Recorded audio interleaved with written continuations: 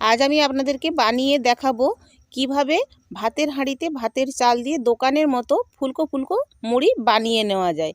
প্রথমে চাল, তেল, নুন, জল দিয়ে হাঁড়ির মধ্যে 2 মিনিট জাল দেওয়ার পর ঢাকা খুললেই দেখবেন যে একদম দোকানের মতো ফুলকো ফুলকো মুড়ি রেডি হয়ে গেছে। একদম দোকানের মতো ফুলকো ফুলকো।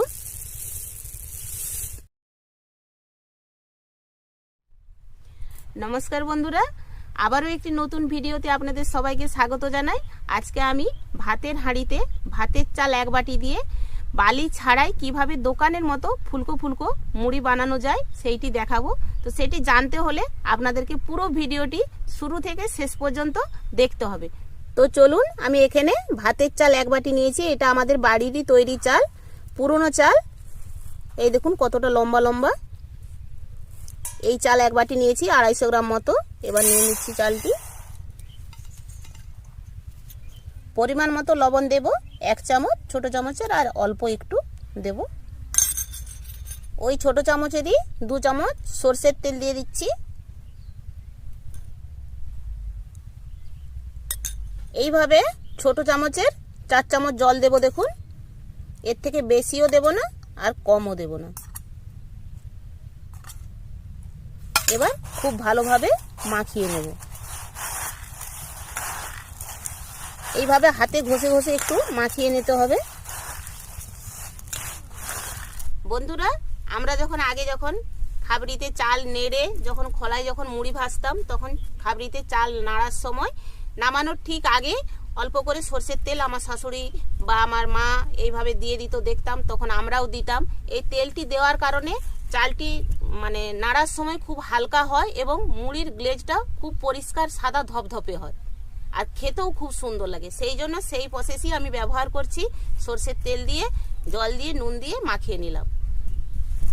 আমি 2 থেকে 3 মিনিট খুব ভালোভাবে ঘষে ঘষে মাখিয়ে নিয়েছি। দেখুন, এবার আমি এটিকে ঢাকা দিয়ে 5 মিনিটের জন্য রেখে দেবো। রেখে দিলেই একদম সম্পূর্ণভাবে ঝরঝরে হয়ে যাবে। রোদে দেওয়ার কোনো প্রয়োজন নেই। চালটি ওদিকে 5 মিনিটের জন্য ঢাকা দিয়ে শুকনো করতে দেওয়া হয়েছে। ততক্ষণ আপনারা আমি সবাই একটি জয়িতার কাছ থেকে সুন্দর একটি কবিতা শুনে নেব। বল জয়িতা। নমস্কার, আমার নাম জয়িতা মিদ্যা। আজ আমার নিবেদন কবিগুরু রবীন্দ্রনাথ ঠাকুরের লেখা কবিতা ছুটি।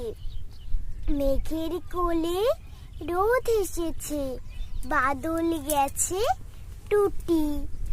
আজ আমাদের ছুটি ও ভাই, আজ আমাদের ছুটি। কি করি আজ ভেবে না পাই, পথ হারিয়ে কোন বনে যায়, কোন বাটে যে ছুটে বেড়ায় সকল ছেলে জুটি। কিয়া পাতার নৌকো গড়ে সাজিয়ে দেব ফুলে, চাল দিঘিতে ভাসিয়ে দেব। চাল দিঘিতে নয়, তাল দিঘিতে। তাল দিঘিতে ভাসিয়ে দেব, চলবে দুলে দুলে। নমস্কার। 5 মিনিট পর ফিরে এসেছি, দেখাচ্ছি। দেখুন কতটা ঝরঝরে হয়ে গেছে। কোনো রকম রোদে দেওয়ার কোনো ঝামেলা নেই। এবার একটি আমি ভাতের হাঁড়ি নিয়েছি, হাঁড়িটি বসিয়ে দেব।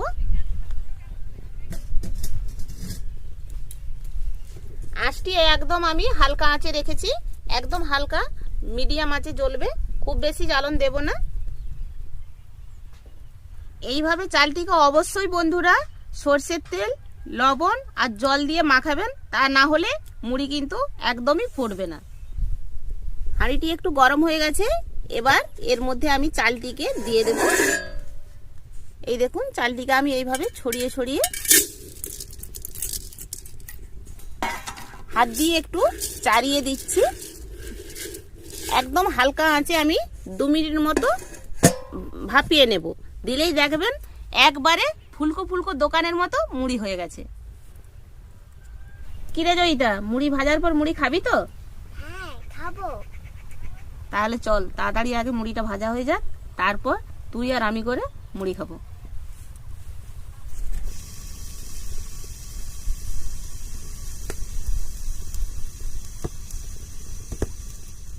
তো 2 মিনিট মতো হয়ে গেছে বন্ধুরা।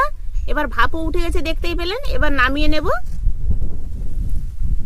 একটু ঠান্ডা হোক, তারপর খুলে দেখাচ্ছি। ঠান্ডা হয়ে গেছে বন্ধুরা। এবার আমরা ফাইনালি খুলে দেখব কতটা দোকানের মতো ফুলকো ফুলকো মুড়ি হয়েছে। 1 2 3। হাই গো পিসিমণি, এটা তো মুড়ির বদলে ঝুড়ি হয়ে গেছে গো। একদম পুরো ঝুড়ি ভাজা হয়ে গেছে। এ তো মুড়ি নয়। দেখুন বন্ধুরা কেমন হয়েছে, হাঁড়ির তলাতেও ধরে গেছে। এই দেখুন, চালের মধ্যে অল্প সাদা ভাব এসেছে, কিন্তু কোনোভাবেই মুড়ি হয়ে ওঠেনি, আর কখনো মুড়ি হয়ে উঠবেও না। এইভাবে কোনোদিন বন্ধুরা হাঁড়িতে বা আপনার প্রেসার কুকারে মুড়ি ভাজা সম্ভব নয়। বালি ছাড়া কোনো মতেই মুড়ি ভাজা সম্ভব নয়। আপনারা কোনোদিন প্রেসার কুকার বা এইভাবে হাঁড়ি ব্যবহার করবেন না, তাতে রিস্ক থাকে। আপনার কোনো সময়, যে কোনো সময় দুর্ঘটনা ঘটে যেতে পারে। এইটি আপনাদের সঙ্গে শেয়ার করব বলে যে এইভাবে ভাজা হয় নাকি, আমি আগে অনেক চ্যানেলে ভিডিও দেখেছি, সেই জন্য আপনাদেরকে দেখানোর জন্য আমি এই পদ্ধতিটি ব্যবহার করলাম, যে এইভাবে কোনোদিন মুড়ি ভাজা সম্ভব নয়। সঠিক জিনিস পেতে গেলে সঠিকভাবেই বানাতে হয়। তো বন্ধুরা এইভাবে আপনারা বাড়িতে কখনোই ট্রাই করবেন না, এইভাবে কখনোই ভালো ফল পাওয়া যায় না।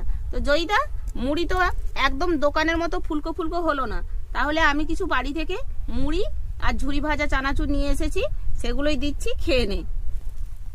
এনে এনে ওগুলো মাখিয়ে খেয়ে নে। জল বোতল দিচ্ছি, দাঁড়া। আজকের ভিডিও এখানেই শেষ করছি বন্ধুরা। দেখা হচ্ছে পরবর্তী ভিডিওতে। ততক্ষণ আপনারা ভালো থাকুন, সুস্থ থাকুন। ধন্যবাদ।